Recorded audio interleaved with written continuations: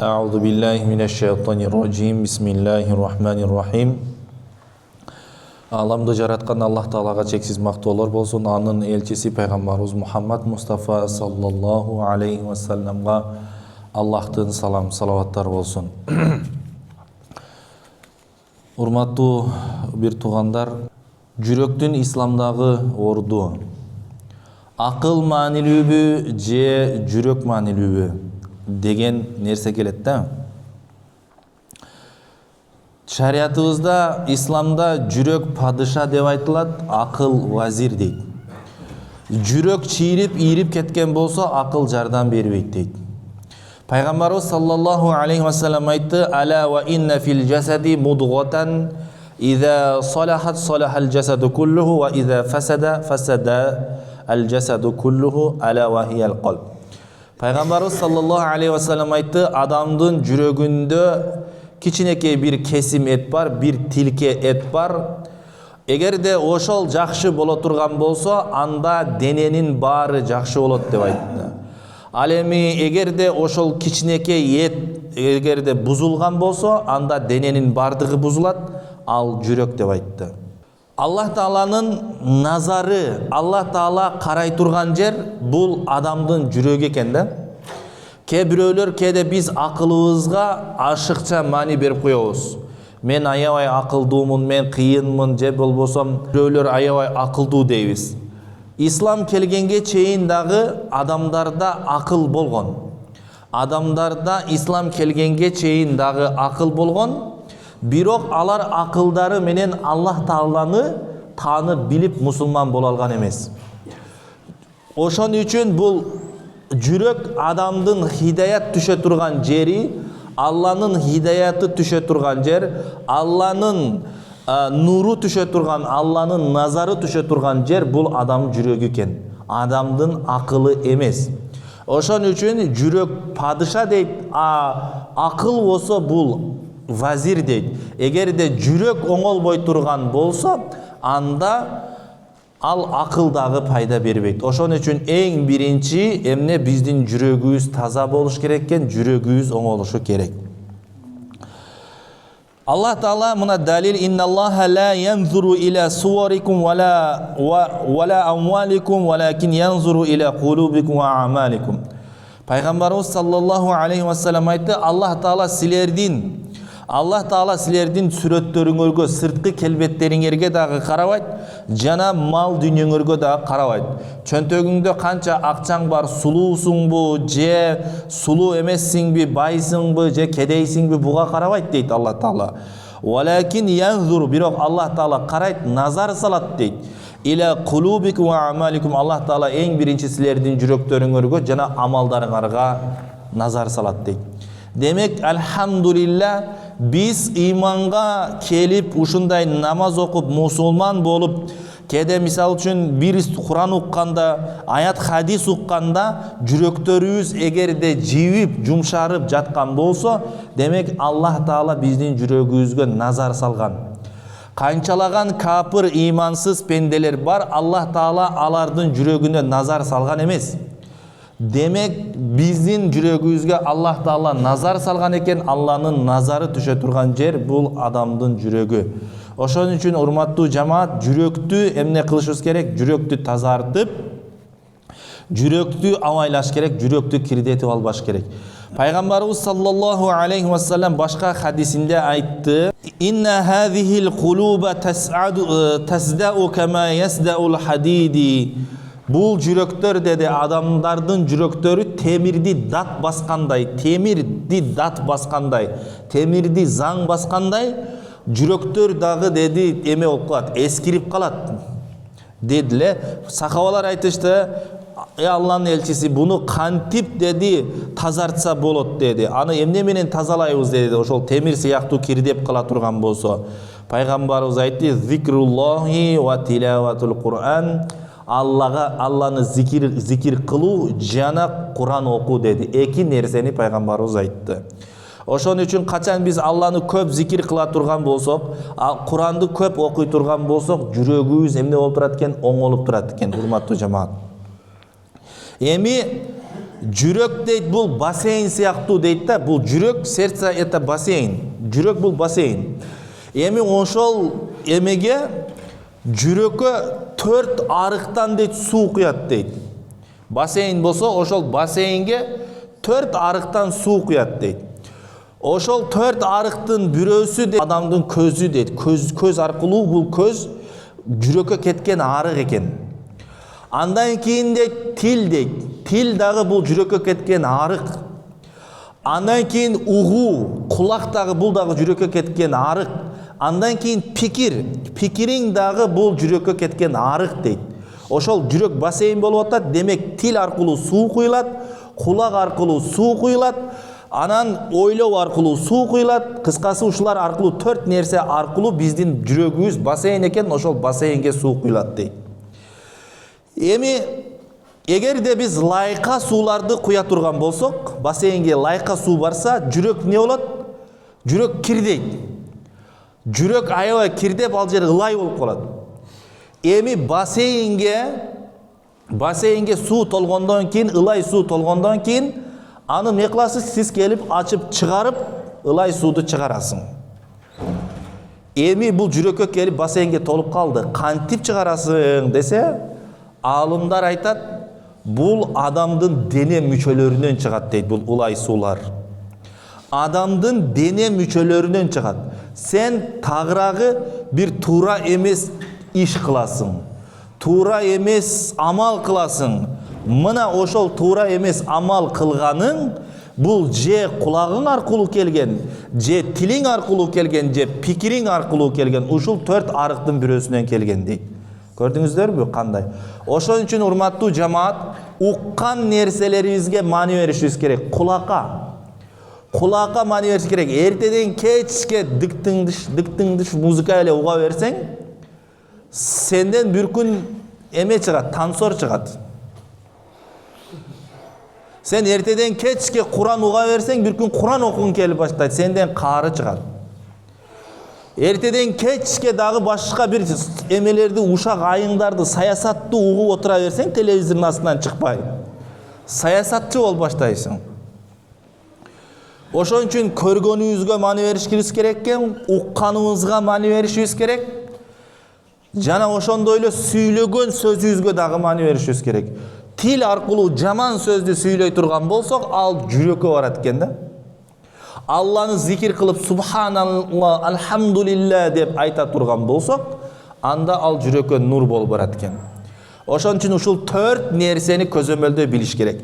Эми ушул 4 арыктын сактоочусу таза нерсени, ушул жака 4 арыктан суу дедик, ушул 4 арыктын таза 4 арыктан таза суу агуусун эмне контролдойт?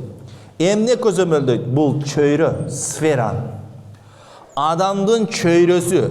Эгерде адамдын чөйрөсү, сфера, окружение, эгерде жаман боло турган болсо, анда ал адам эртеден кечке жаман нерселерди угат, жаман нерселерди көрөт, жаман нерселерди ойлойт. Ошон үчүн урматтуу жамаат, эң биринчи эмне болуш керек экен? Сфера, адамдын окружениясы туура болуш керек. Окружение эгерде туура эмес боло турган болсо, демек сенин уккан нерселериң бузулат, көргөн нерселериң, ойлогон нерселериң, сүйлөгөн нерселериң бузулат. Натыйжада ал каяка барат? Жүрөккө барат. Анан ошентип жүрөгүң бузулуп, анан сен эмне болуп баштайсың? Анан грешник болуп баштайсың. Ошон үчүн ушул 4 нерсени адам контролдош керек, урматтуу мусулман бир туугандар. Ат-тақва хахуна. Пайгамбарыбыз саллаллаху алейхи ва саллям айтты, таква бул жакта деди, жүрөктө. Богобоязненность это в сердце, жүрөктө деди. Ва ашара иля садрихи саласа марратин. Жана жүрөгүнө 3 жолу деди, не кылды дейт, көргөздү 3 жолу ишарат берди деди. Ушул жак оңоло турган болсо, эгерде жүрөк оңоло турган болсо, анда адам оңолот экен. Адам оңолот. Жүрөктү кээ бир нерселер бар, урматтуу жамаат. Кээде сөздү ушундай туура түшүнүш керек. Кээде биз жүрөгүбүздү тазалап эметсек, жүрөк дагы ибадат кылат. жүрек дагы ибадат кылат. Сердце тоже поклоняется Аллаху. Ибадат жалаң эле физически болбойт. Жалаң эле дене менен, тело менен болбойт. Ибадат жүрөк менен болот. Ибадат тил менен болот. Ибадат пикир менен болот, мышление. Фикир менен болот. Биз качан жүрөгүбүздү тазартып эме кыла турган болсок, дайыма тазартуунун үстүнөн иштей турган болсок, Кудай Таалам сооп бере берет. Көчөдө кетип атып, жүрөгүңдү таза кылып атасың, тазартканга аракет кылып кетип жатасың, Кудай Таала сооп жазып кое берет. Ошон үчүн эгерде биз толук Аллах Таалага ибадат кылабыз дей турган болсок, анда жүрөгүбүздү эмне кылышыбыз керек экен? Жүрөктү тазалаш керек. Баягы эмени темирди кеде наждак менен тазалайбыз го, анча-мынча машинанын запчастарыны. Наждак менен тазалагандай, жүрөктөрдү дагы эмне менен? Алланын зикири менен, Куран менен эмне кылып туруш керек? Тазалап туруш керек. Болбосо жүрөктөрүбүз кирдеп калат. Аллах Таала айтты: «Ал-яума ла янфау малун ва ла банун илля ман аталлаха биқалбин салим». Бүгүн сенин дейт кыямат күнүндө мал дүнүйөң, балдарың дагы жардам бербейт. Бир гана ким Аллахка таза жүрөк менен келе турган болсо, ошол гана жардам берет дейт. Таза жүрөк. Таза жүрөк. Жүрөктү кеңейте билиш керек. Бүгүнкү күндө биз мусулмандарда көрө албастык аябай көп. Көрө албастык, зависть деген нерсе аябай көп. Эки мусулман бири-бирин көрө албайт. Ушул нерседен алысташ керек. Бул шайтандын амалы. Шайтан баштаган амал бул. Шайтан дагы Кудай Таала адамды жараткан кезде адамга көрө албастык кылды. Неге? Шайтанга адамга сажда кылуу жеңил. Мындай кылып сажда кылып коет эле. Бирок шайтан көрө албастык кылган. Шайтан көрө албастык кылды. Сен деди адамды топурактан жараттың, мени оттон жараттың деди. От топуракка караганда жакшыраак деп туруп көрө албастык кылды. Зависть болду. Ошон үчүн көрө албастыкты жүрөктөн таза. Бул жүрөктү эң кирдете турган нерсе көрө албастык. Көрө албастык. Хатамул Асам деген алым айтат: мен 30 жылда жүрөгүмдүн үстүнөн ушундай иштедим дейт. Чыгышта дейт, бир мусулман дейт, ийгиликке жете турган болсо, мен кубанамын дейт. Чыгышта бир мусулман ийгиликке жете турган болсо, мен кубанам. Ал эми батышта дейт, бир мусулмандын бутуна тикенек кире турган болсо, тикенек сая турган болсо, мен кайгырам дейт. Ушул даражада жүрөгүн тазалаган.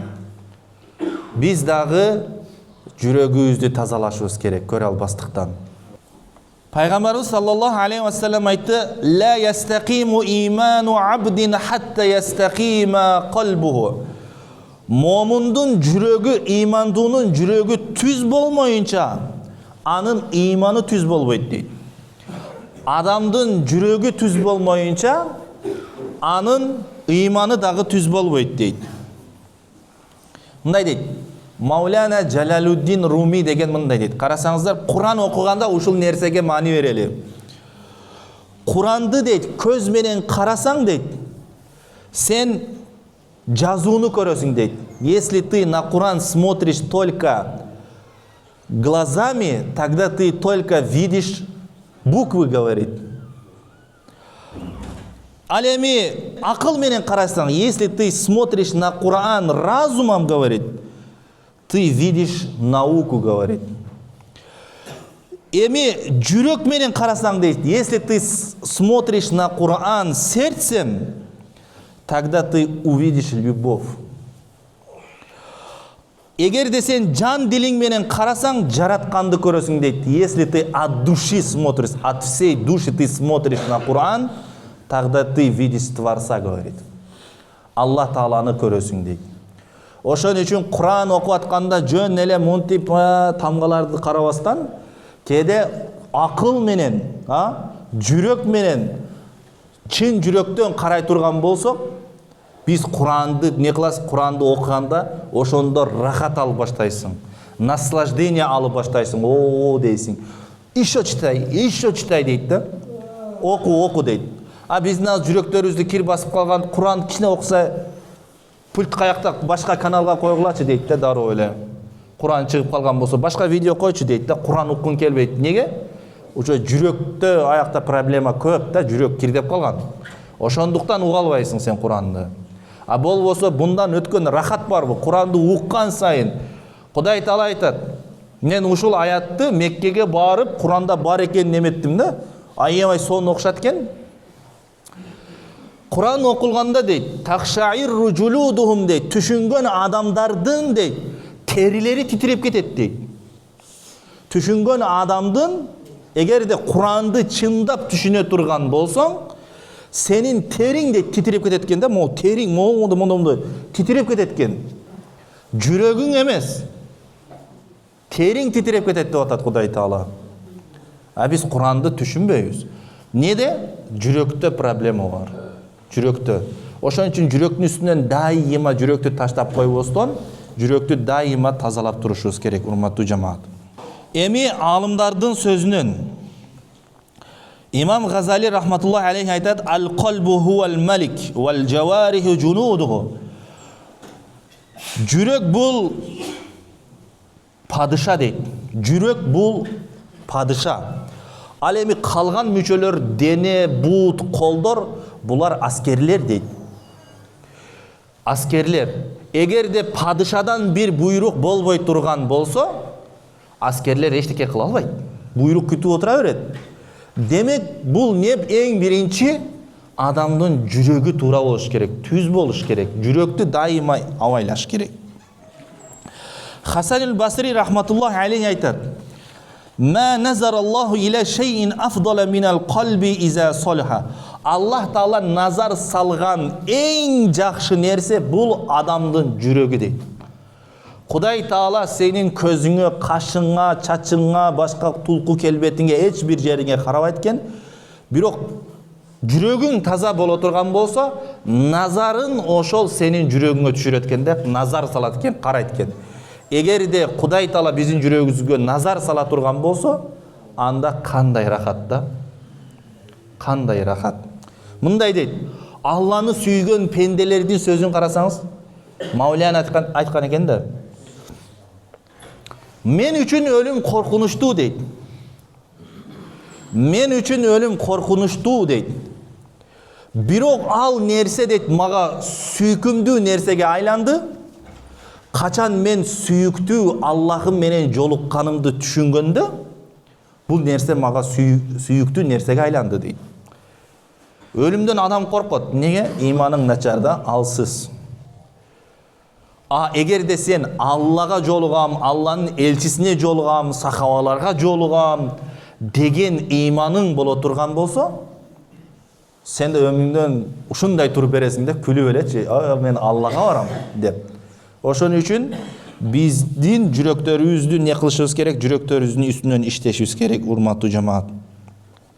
Эми мына биздин денебизде башыбыздын көзү болгон сыяктуу эле жүрөктүн да көзү бар. Кадимкидей жүрөктүн көзү бар.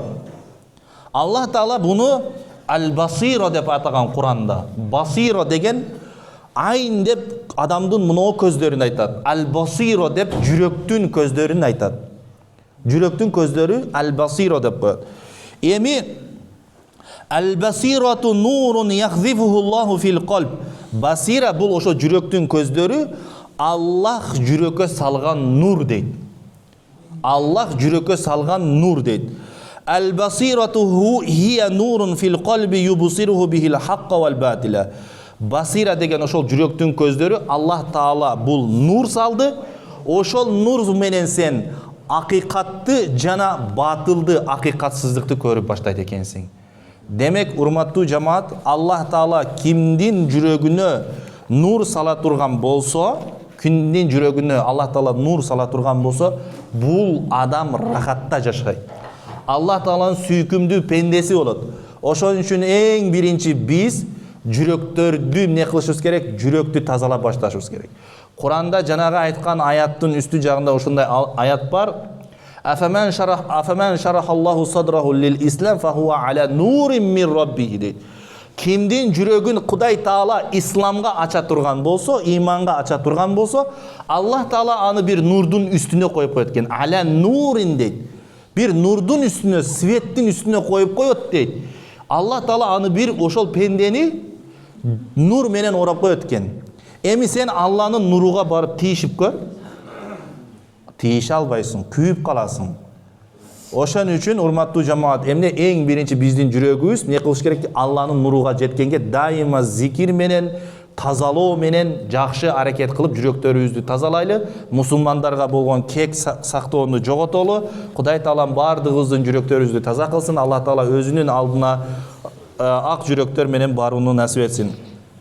ربنا لا تزغ قلوبنا بعد إذ هديتنا وهب لنا من لدنك رحمة إنك أنت الوهاب برحمتك يا أرحم الراحمين.